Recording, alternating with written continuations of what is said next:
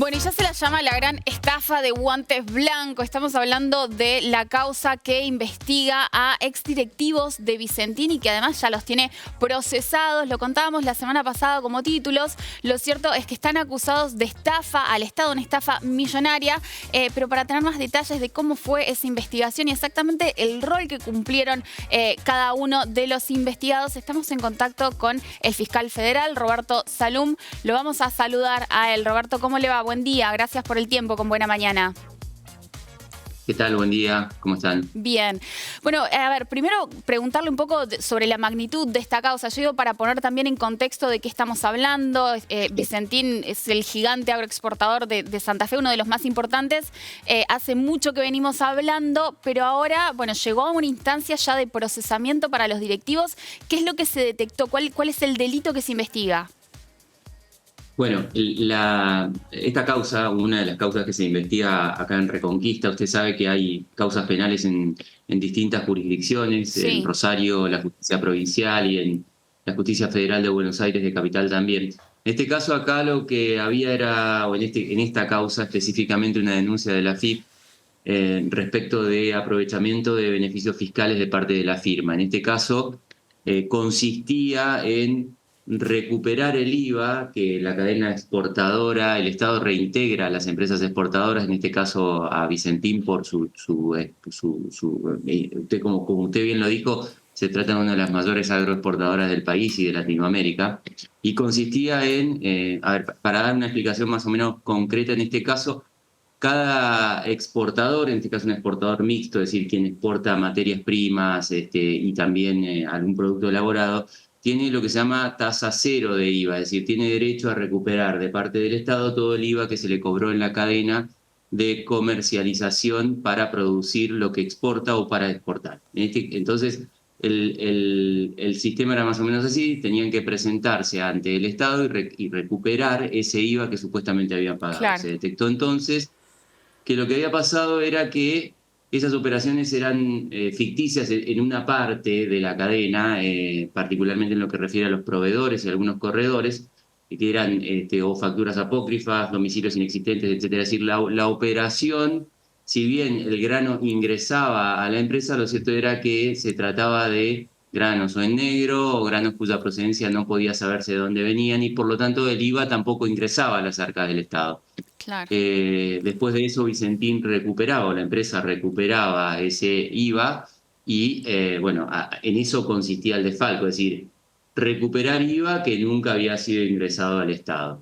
Esa maniobra, ya le digo que es específica para los exportadores, es la que se detectó, se denunció, se investigó en la Fiscalía Federal a mi cargo y después termina o está en etapa de procesamiento por parte del juez federal de Reconquista. A ver, Perdón, no sé si fui claro, la Sí, maniobra es un poco compleja, estamos hablando de una sí. mega empresa exportadora con un montón de documentación, se fue detectando, cada uno de estos reintegros tiene una caja de documentación, es decir, una serie de requisitos que el Estado pide para el reintegro, y bueno, nosotros detectamos que ahí había irregularidades no solo en la cadena de comercialización, sino también en la presentación de la documentación para recuperar ese IVA.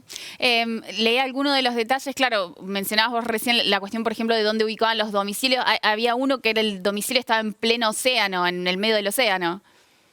Sí, eso pone el juez en el procesamiento. Yo tengo que ser honesto, no recuerdo esa. Imagínese, lo que yo le estoy diciendo es, Sí, estamos hablando de exportaciones de esa empresa entre 2016 y 2019. Era una empresa que era principalmente agroexportadora, así que claro. tuvimos que revisar montañas de documentación. No sabíamos dónde poner la documentación en la Fiscalía Federal de Reconquista cuando la Por recibimos. el volumen, Y de claro. esa puntualmente no la recuerdo, no la tengo en mente, pero Claro. sí detectamos, como es habitual en estos casos, domicilios Sí, inexistentes, sí. baldíos, escuelas, personas que no tenían vinculación con el negocio agropecuario, empresas que no tenían capacidad para vender la cantidad de granos que tenían, etcétera. Fiscal, ¿se puede cuantificar la cifra de la estafa y en todo caso, si es posible, rastrear la ruta de ese dinero también? Mire, acá el monto el perjuicio fiscal que se denunció en la denuncia original y en las sucesivas ampliaciones, hay 3 ampliaciones de denuncia, eran a valor histórico, 140 millones de pesos. Nosotros tenemos otras investigaciones en las que estamos investigando alguna cuestión que tiene que ver con lavado y con dónde fue el dinero. Ya están en una etapa un poco más inicial, pero tiene como base también o una interacción importante con la causa penal que se lleva en el MPA de Rosario. Así que estamos en esa investigación también. En este tipo de causas, ¿cuál es la pena en expectativa? Y en todo caso, si para todo el directorio corresponden los mismos roles y correspondería la misma pena o no. Digo, ¿cómo están pensando esa distribución en las acusaciones? Mire, acá lo que tenemos son 2 cosas, después voy a hacer una aclaración. Sí. En principio tenemos el directorio completo en los periodos en donde se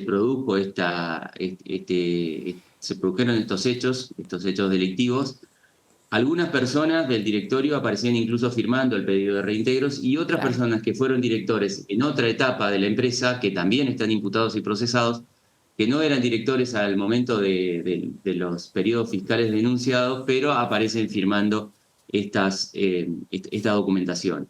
Las penas en expectativas para las personas físicas, y esa era la aclaración que le quería hacer después, es la figura básica del artículo 3 de la Ley Penal Tributaria, son 3 años y medio a 9 de prisión. En este caso tenemos la agravante de la participación de personas. Cuando hay 2 o más personas para este tipo de maniobras se agrava en 6 meses más el mínimo, es decir, de 4 a 9 años estaríamos hablando, pero también quería aclararle que está procesada la empresa, la persona jurídica, es decir, la persona jurídica, esto es algo que no había pasado hasta ahora, está procesada también, va a ser sometida al proceso penal, si bien no tiene las mismas penas que las personas físicas, obviamente, las sanciones son de otro estilo, no de prisión. Bien. Doctor, bueno, le agradecemos muchísimo el tiempo. Yo le preguntaba o arrancaba un poco la entrevista diciendo la magnitud que tiene esta causa. ¿Le había tocado otra investigación de estas características con este volumen? Bueno, yo estuve 4 años, 5 casi en la UFIAMI, así que tengo alguna experiencia, incluso hice el juicio de encubrimiento y el juicio por el atentado mismo, el último juicio, así que tengo un poco de experiencia en volumen. Obviamente se trata de cuestiones absolutamente diferentes, pero sí, voluminosas sí.